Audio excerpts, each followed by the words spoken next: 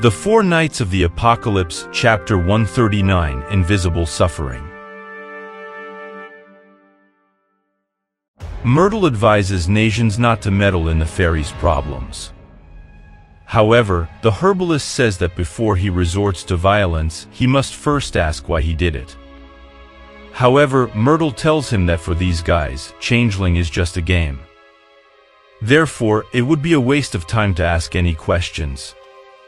Nasiens believes that they must first return that baby to its parents and then recover the fairy child. And for that it's important that those elves be their guides. "Who are you to tell me what I have to do?" Myrtle shouted with an angry expression on his face. And he goes on to say that a nasty human like you should leave the fairy kingdom immediately. And Nasiens, for his part, calmly replied that even if he didn't ask, he would leave, but as soon as his dear friend woke up. But Taizai at the back doesn't want Nasiens to leave. He repeats this while saying that Myrtle is just an idiot. The boy, meanwhile, points his sword at Nasiens while reinforcing what he said immediately. But the herbalist was unwilling to give in to Myrtle's pressure. So he asked Taizai to hold the baby, and the fairy quickly complied.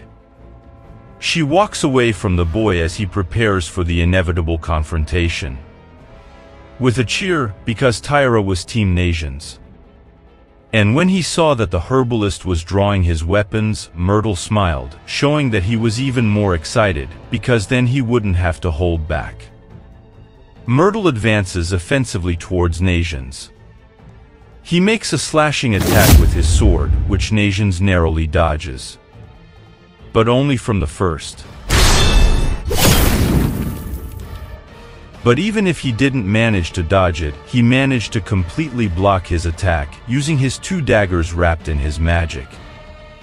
However, Myrtle mocks Nasiens, asking him if he really thinks he can beat him with those two little knives. And both continue to attack each other, until Myrtle makes a more incisive attack, already declaring that this is the end of the game. Nasiens loses his daggers, leaving himself totally exposed to Myrtle's final onslaught. To the despair of Taizai, who shouts Nasiens' name. He doesn't give up, and activates his magic, Enchant, Mix Venom, Henbane plus Henbane, double dose of poison. The herbalist throws two needles at Myrtle. They hit him square in the chest. And someone take that baby away from Taizai, because as she celebrates, she throws the little one up in the air. And now it's Nasiens who declares the game over. For at that moment, Myrtle's body was numb and he would no longer be able to move. However, Nasiens is surprised by a close-range kick. It throws Nasiens sharply away and onto the floor. Myrtle has removed the needles and Nasiens can't understand how he can still move, because that was a fast-acting poison. And in the end, it's again Myrtle who declares that the game is actually over for Nasiens. But despite being in that situation, Nasiens doesn't change his stance and faces Myrtle.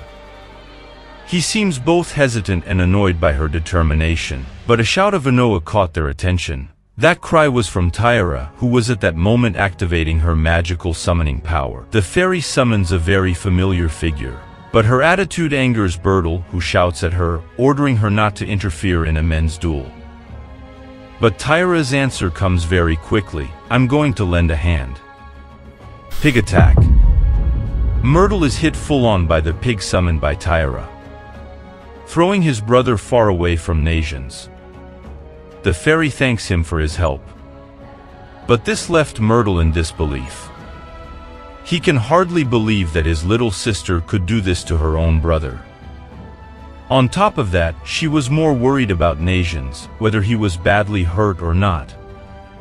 And that was enough for Myrtle, who declared that the duel was over, as there was no longer any point in continuing, and that now he would just return the baby. So he asks Taizai to give it to him, but first the girl asks him not to devour that baby, who is even more disgusted to hear something as absurd as that. Meanwhile, something strange begins to happen. Suddenly Myrtle starts coughing intensely. Nasiens became very worried and asked, "Are you all right?" Even though he was in that state, the boy asked Nasiens not to say his name so casually. He quickly takes something from his jacket pocket. He swallows what looks like some kind of pill. Nasiens wonders if it's medicine.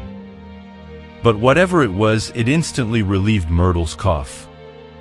He soon returns to the same posture as before, being very harsh with the goblin, ordering him to get up and show him the way, and that if he tries to run away, he'll take his life. It's been 2 years since Nasiens arrived in the fairy kingdom. And from day one, he believes that Myrtle seems to be very uncomfortable with his presence there. But Tyra asks him not to mind so much, since Myrtle always acts that way towards everyone. But on the other hand, Nasiens recognizes that Myrtle is very kind to the fairies. So he should treat him that way, because he's a human. And after all, fairies generally tend to be wary of humans. And Tyra even admits that some fairies can be like that. But that she, her parents and all her siblings except Myrtle are very fond of him. However, Nasiens says that sometimes the king of the fairies and the queen of the giants look at him with a kind of frightened expression, which shows some kind of resentment. And he even prefers to imagine that it's just his imagination. And unexpectedly Tyra shouts that it is indeed only his imagination. And she takes his hat and says she won't give it back until he stops saying things like that. As the fairy flies away, Nasiens runs after her, asking her to wait. However, Tyra ends up saying that she doesn't understand why Nasiens tried to protect that elf who swapped the babies. She honestly thinks that her pranks have gone too far. And that this is very painful for those who have had their children swapped, whether human or fairy. Because I protected him, well, you're right, he deserves to be held accountable for his actions. I too was a child who was abandoned. I never knew why my parents abandoned me. And to be honest, I don't care anymore. I spent my childhood with Ordo and my older sister, until the day I met Percival and my friends, and that was the best thing that ever happened to me. And even if other people think I've had an unhappy life, in the end, I'm grateful for what my parents did. That's what Nasiens said. But for Tyra it was still a bit confusing. She couldn't understand if that was why he protected that goblin. But Nasiens doesn't blame her for not understanding. And at that moment, they were in front of a beautiful lake. It fills Nasiens' eyes. Tyra tells her that the lake is called Oloroso Lake and that it has a relaxing effect, brightens the body and frees the heart. However, Nasiens ends up having a doubt, and when he turns around to ask Tyra why they had come there, the boy is surprised by what he sees. And Tyra replies, "Wow, this is the perfect place to get all the dirt off your body, isn't it?" And in shock, Nasiens says that a girl shouldn't take her clothes off in front of anyone. But she doesn't care and tries to take off Nasiens' clothes too, who tries to resist. He asks her to stop. But confused, Tyra then says, "What's the problem? After all, Nasi, you're not even a boy, are you?" And faced with this situation, Nasiens is totally unresponsive. Tyra makes a surprising statement. Nasiens' true identity will be revealed in the next chapter, entitled His True Appearance.